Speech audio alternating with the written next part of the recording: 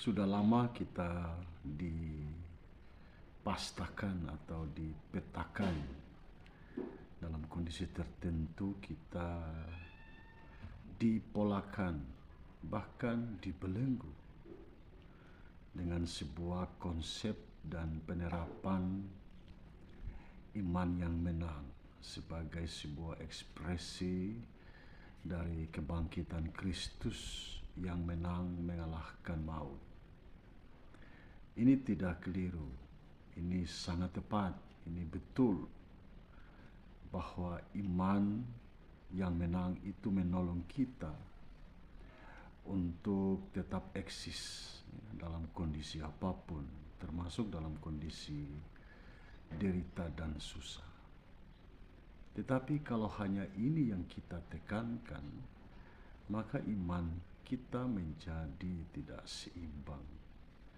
Dalam narasi teologi, ada kesaksian dan catatan-catatan Alkitab yang kita lupa saat kita menekankan dan memfokuskan hanya pada iman yang menang, yaitu bahwa ada suatu masa tertentu memang kita hidup dalam penantian, kita hidup dalam ketidakpastian, menunggu sesuatu.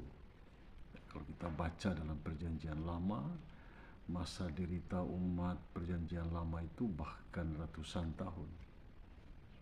Dan dalam perjalanan menuju kepada suatu janji, mereka melewati sejumlah fakta hidup yang tidak ringan.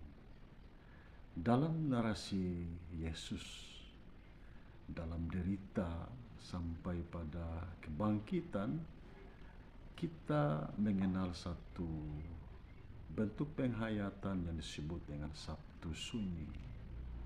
Hari ini penghayatan Sabtu Sunyi itu hendaknya kita refleksikan dengan baik sebagai sebuah ekspresi iman dalam menunggu datangnya sebuah kemenangan. Kalau kita realistis dan menerapkan iman hening, iman Sabtu Sunyi, iman yang menunggu, iman yang memang gelisah, penuh ketakutan, di mana Yesus sudah mati.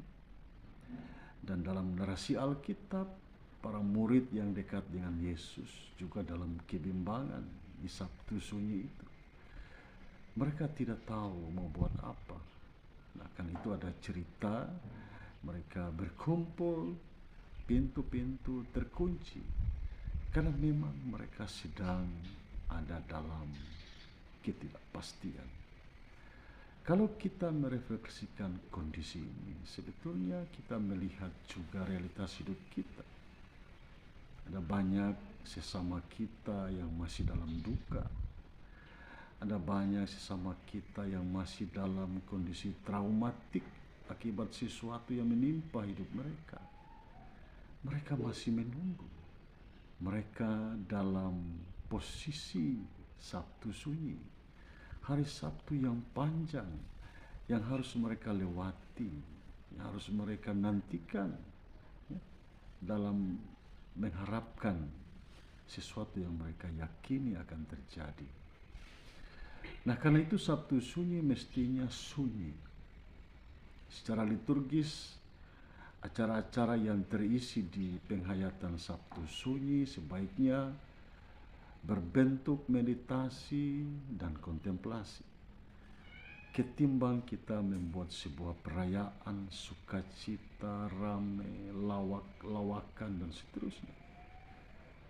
Dalam kondisi Sabtu Sunyi, kalau kita menerapkan sebuah liturgi penghayatan, maka penting dalam kondisi-kondisi kehidupan sosial masyarakat yang menghadapi sesuatu yang bukan harapan, kenyataan yang berbeda dengan harapan. Itulah wujud dari penghayatan Sabtu Sunyi.